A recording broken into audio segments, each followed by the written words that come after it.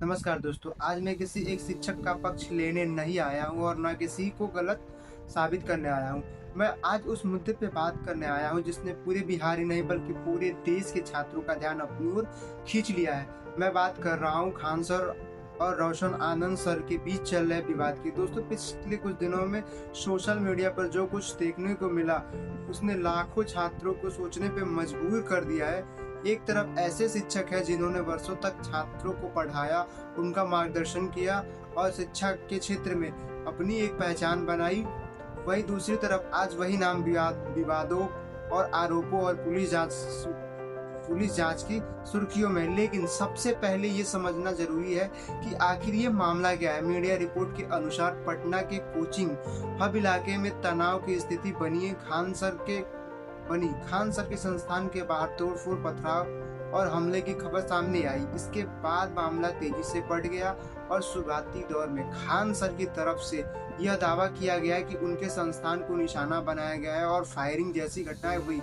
वहीं पुलिस ने जांच शुरू की और सीसीटीवी फुटेज तथा अन्य सबूतों की भी जांच की।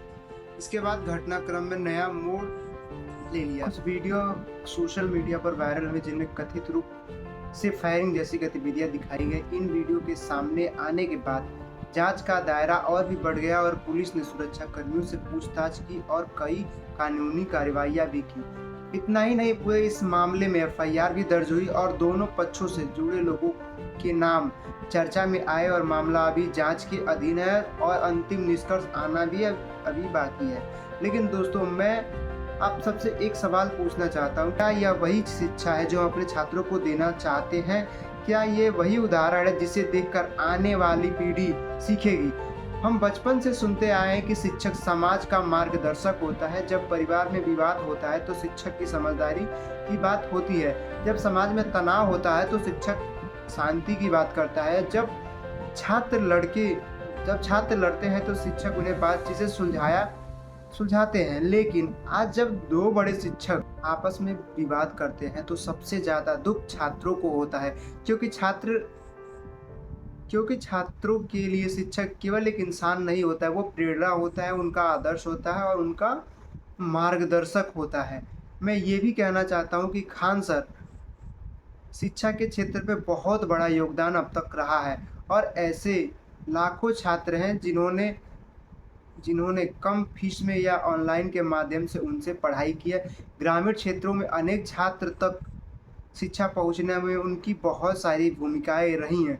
इस तरह रोशन आनंद सर भी वर्षों से प्रतियोगी परीक्षाओं की तैयारी कराने वाले शिक्षक में गिने जाते हैं और उनके भी हजारों छात्र हैं जो उन्हें सम्मान की दृष्टि से देखते हैं। यही कारण है कि जब ऐसे लोग के बीच विवाद होता है तो पूरा छात्र समुदाय प्रभावित होता है। आज सोशल मीडिया का समय है, एक वीडियो आता है और लोग फैसला सुना देते हैं और वही दूसरा वीडियो आते भी उन्हीं लोगों की राय बदल जाती है। और लेकिन सच्चाई क्या है, यह केवल जांच और कानून ही तय कर सकती है। ना मैं अदालत हूँ, ना आप अदालत है, ना कि सोशल मीडिया कोई अदालत है। इसलिए किसी को दोषी या निर्दोष घोषित कर देना ये हमारा काम नहीं है।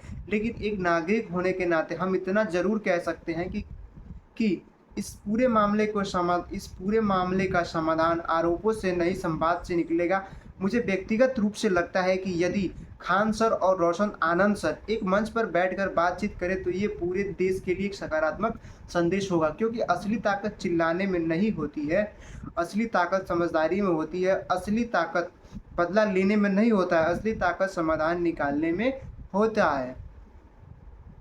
अगर कोई गलतफहमी है तो उसे दूर किया जा सकता है, अगर कोई विवाद है तो उसे सुलझाया जा सकता है, अगर किसी तीसरे व्यक्ति ने माहौल खराब किया है तो उससे भी सामने लाया जा सकता है।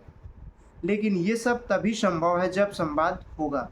यह है कि जिन शिक्षकों ने लाखों बच्चों को पढ़ाया है वे लाखों बच्चों के सामने यह उदाहरण भी पेश कर रहे हैं कि शिक्षित व्यक्ति मतभेद होने पर भी सम्मान बनाए रख सकता है। मेरी दोनों पक्षों से विनम्र अपील है कि यदि कोई विवाद है तो उसे बातचीत से सुलझाएं, यदि कोई भी गलतफहमी है तो उसे आपस से मिलकर बैठकर दूर किया जाए, यदि कोई आरोप है तो कानून को अपना काम करने दीजिए। लाखों छात्रों को निराश मत कीजिए, क्योंकि अंत में याद यह नहीं रखा जाएगा कि किस पर आरोप लगाया गया था। याद यह रखा जाएगा कि किसने शिक्षा को आगे बढ़ाया था और किसने समाज को जोड़ने का काम किया था। उम्मीद यही है कि आने वाले दिनों में ये विवाद समाप्त हो जाएगा और दोनों पक्ष शिक्षा के उसी उद्देश्य पर फिर लौटेंगे जिसके लिए उन्होंने लाखों छात्रों को उनके लिए जिसके लिए उनको लाखों छात्र सम्मान देते हैं। बाकी अगर हमारी वीडियो आपको अच्छी लगी है तो हमारे वीडियो को लाइक करिए, हमारे चैनल को सब्सक्राइब कीजिए।